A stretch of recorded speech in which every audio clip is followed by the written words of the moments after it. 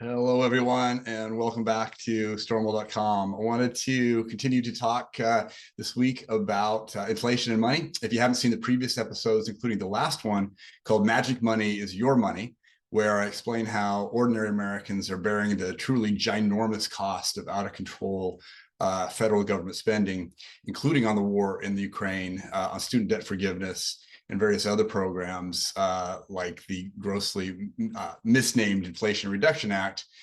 You should check it out. I'll include a link in the show notes below. But for today, let's move on. I wanted to talk a little bit about an article I just wrote around where we are with U.S. inflation, where it currently stands, and what we can do about it. So last week's big news on the inflation and money front was that September's CPI, the Consumer Price Index inflation, came in above expectations at 8.2%, which marks the seventh straight month of consumer inflation above 8%. So with that, gone is any talk from the U.S. Treasury or Federal Reserve officials of inflation being transitory. Now, if there was any good news in the numbers, it was that energy commodities such as gasoline and fuel oil showed the third straight month of price declines, which is a good thing. I mean, coming down from June highs. However, even with this recent relief, gas prices remain 18.2% above a year ago, and fuel oil is up a whopping 58.1%. Then on the other hand, with other commodities Americans use every day, the price of food, shelter, and electricity all continue to rise in September, threatening already stretched middle and working class families. Food at home is up 13% year over year, electricity 15.5%, and the cost of utility gas in the home has increased by a third, by 33% in 12 months. So while the pace of this dollar debasement is accelerating, it isn't new. So according to the Bureau of Labor Statistics, the BLS, the CPI inflation calculator that they use, according to them, the dollar has lost over 43% in its purchasing power in just 2 decades. So in other words, what a dollar bought in January of 2020 would require $1.76 today. So, and if inflation continues to persist at 8%, it will be only 2 more years for the dollar to be worth in purchasing power terms half of what it was less than a quarter century ago at the turn of the century, turn of the millennium. So I suppose that Americans could be somewhat indifferent to the ongoing deterioration if wages were able to keep up with price inflation. If things cost more, but you're earning more, you come out even. But unfortunately, this is not the case. So the BLS data confirms that real, i.e. inflation-adjusted average weekly earnings have fallen by 3.8%, not quite that, but 3.8% over the past year. So in other words, Americans are falling further and further behind, making nearly 4% less than what they need to just to stay even. So the big question is, what could be done to tame inflation? And I wanted to talk about 3 tools that could potentially bring inflation to heel. The first is interest rates. A more aggressive interest rate policy could take the air out of the everything bubble in financial assets that we've experienced for the past several years, but it risks financial system instability worse than the global financial crisis of 2008 and risks throwing the real economy into a severe depression. For this reason, the Fed, the U.S.'s supposedly independent central bank, having raised target rates by over 3% across several moves this year, will nonetheless at some point be forced to blink and make a political decision to reverse course, lowering rates once these recessionary pressures mount sufficiently enough or financial system instability starts to metastasize across the markets.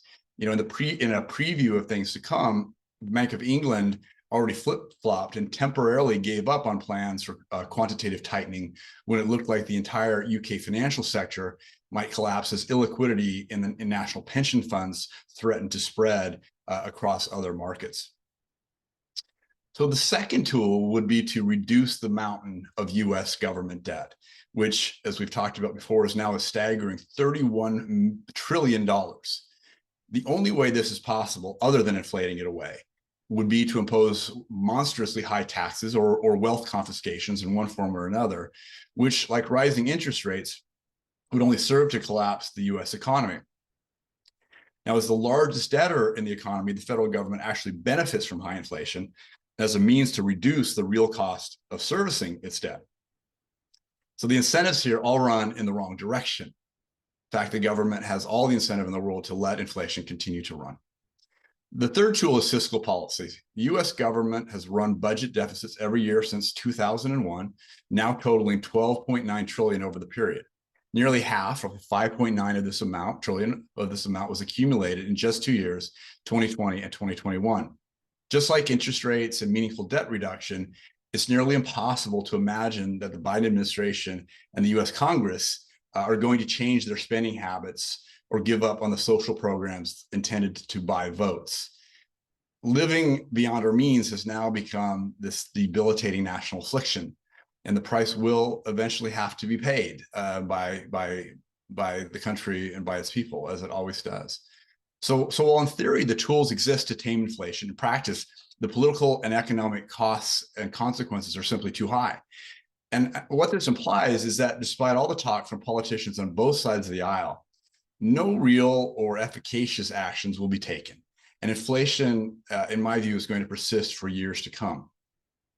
Now, another potential implication of this, as long as labor markets remain as tight as they have been, and they've been quite tight, and unemployment is still low, is that organized labor, which was kind of quietly neutered in the past half century, may find new purpose and strength in fighting to ensure that workers get their fair share of price increases in the form of wage and benefit increases along the way.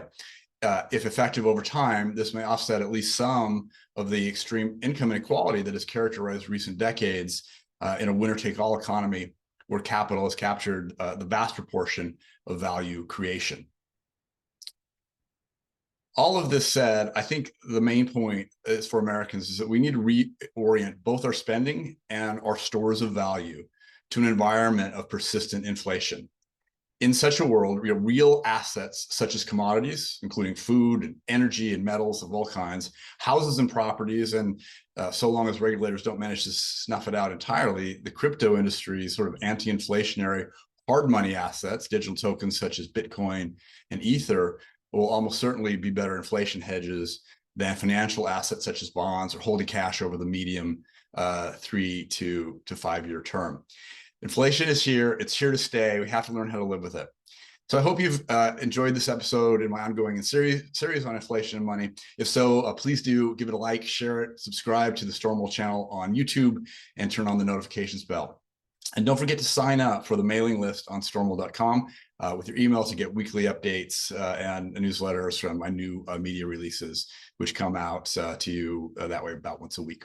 Finally, if you haven't already done so, big news, head over to whyAmericaMatters.com. I have just launched my new book, Why America Matters. I'm very excited to have this out, being published by Post Hill Press. It's also available on Amazon and other online book vendors. I think, humbly speaking, this is an important book that addresses many of the most difficult challenges facing our nation today. And I'd strongly encourage you to check it out. I think you're really going to enjoy it. And I think you're going to get something out of it. Thanks for being with us. We'll see you next time here on stormwell.com.